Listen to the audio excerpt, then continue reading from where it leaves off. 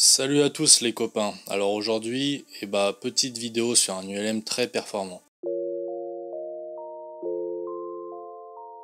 Donc je voulais vous présenter une petite fonction de l'application de vol Air Navigation.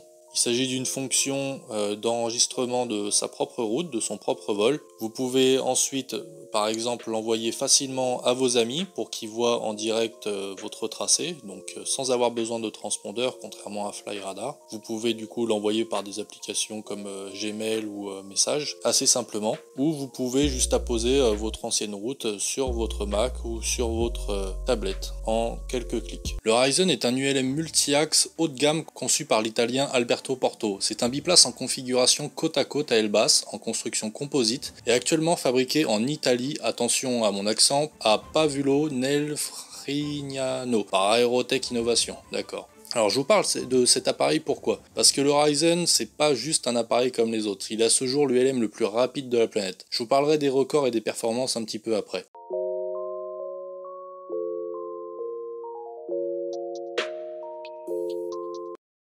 Alberto Porto commence le développement du Horizon en 1995, en parallèle de son activité avec l'entreprise Porto Ricerca, spécialisée en mécanique des fluides. À la fin des années 2000, l'entreprise décide de s'investir à temps plein dans le développement de l'avion.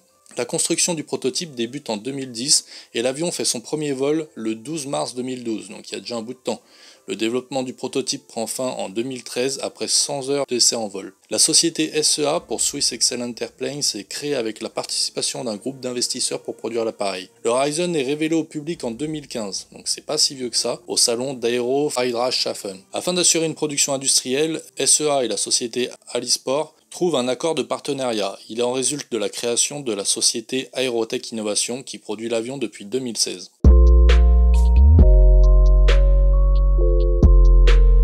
L'ULM Horizon est fabriqué entièrement en carbone et composite pour avoir résistance, souplesse et légèreté. Tous les détails et la forme globale ont été soigneusement optimisés dans le but d'atteindre des performances hors normes tout en conservant un pilotage facile de très basse à vitesse très élevée. Il ne faut pas oublier que cet appareil doit se plier aux exigences ULM pour être vendu en France. Avoir des performances de vitesse très élevées c'est bien, mais tout en ayant un appareil capable de voler réglementairement à 70 km/h, ça c'est un sacré défi. On a donc un appareil avec une tête vraiment atypique, je trouve. Personnellement j'adore son design. Il est plutôt large avec 123 cm au niveau du cockpit.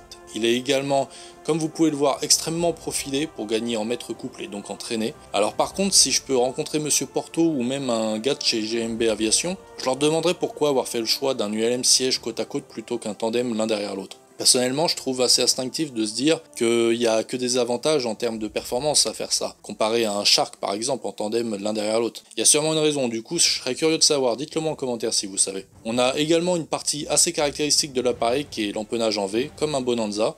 Personnellement j'adore, je trouve ça super. Théoriquement je pense qu'on gagne en traînée également vu qu'on n'a que 2 éléments stabilisateurs au lieu de 3. Avec le profil du Horizon, on atteint une finesse de 23, équivalent à un planeur d'entraînement. Et pour comparaison, par exemple, un avion école des R400 est plutôt vers 10. Donc voilà, on est visiblement sur quelque chose de bien plus fin et pointu.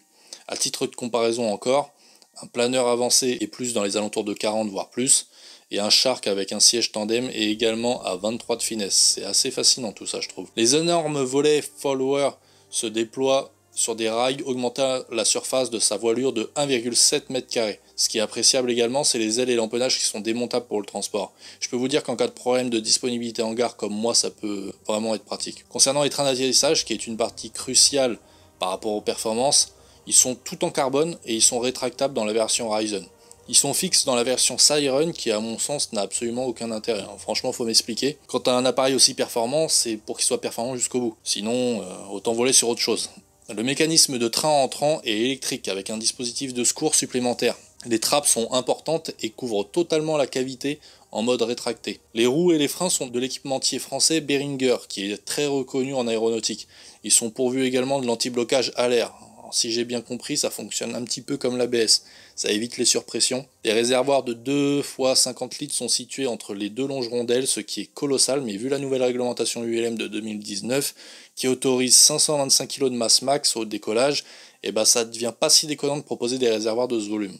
L'appareil est également pourvu d'une option anti-incendie et anti-déflagration qui ramène leur contenance à 2 x 43 litres. Je pense que c'est une mousse intérieure, tu sais, un peu comme dans les voitures de sport. Théoriquement, la contenance peut être portée jusqu'à 200 litres maximum et donc permettre un rayon d'action de 5500 km à vitesse plus modérée. C'est colossal, hein, et c'est comme ça que le PDG a sûrement pu survoler l'Atlantique Sud. On a également une sécurité par feu. La structure est fabriquée en double pot de carbone époxy plus de la mousse sandwich. La cellule habitacle est donc renforcée et on doit avoir une bonne isolation thermique et phonique, je pense. Point très important, le Horizon est équipé de série d'un parachute balistique Galaxy limité à 350 km/h. Alors tu te dis, ça va, 350, il y a de la marge. Sauf que pas tellement, et surtout pas depuis leur nouveau record que je t'annoncerai un peu après. Le confort est exemplaire, on n'est pas dans une boîte à chaussures spartiate, hein. Non, non, non. Et d'ailleurs, la large cabine est surplombée d'une verrière de 3 mètres carrés, très effilée, ce qui réduit la traînée, ainsi que le dommage en cas d'une collision avec une mouette ou un 747, tu vois. Petit cheveu sur la cerise du gâteau, la verrière est électrique, commandée par télécommande. Waouh! Les sièges sont en cuir, alcantara ou tout autre selon le souhait du client. Comme une voiture luxueuse quoi. Niveau équipement et avionique, on est de série sur une radio et un transpondeur, même avec des beaux avins fournis. On a un Dynon combinant deux écrans tactiles de 10 pouces avec un écran central de 7 pouces. Bon, le tactile, comme j'en parlais sur Discord avec un gars, en aéronautique, franchement, je suis pas sûr que ce soit la meilleure solution, donc à tester. Par contre, on a un pilote automatique relié au GPS, et ça, franchement, ça doit être magique. De série, l'ULM Ryzen est équipé d'un moteur Rotax 912S ou IS. Par contre, ce qui est marrant, c'est que la société qui produit le Ryzen n'a même pas trouvé son bonheur dans les hélices proposées sur le marché. En fait, les mecs sont tellement au-dessus du game qu'il leur faut une hélice pour leur performance à eux. Il s'agit donc d'une bipale en fibre de carbone de 170 cm et surtout pas réglable en vol. C'est vraiment la Rolls des ULM ce truc. On va maintenant parler des points les plus importants, on va pas se mentir, c'est ce qui intéresse le plus, en tout cas concernant cette machine qui se veut être une bête de course. On va parler des performances, des records, puis du prix. Le combo gagnant quoi.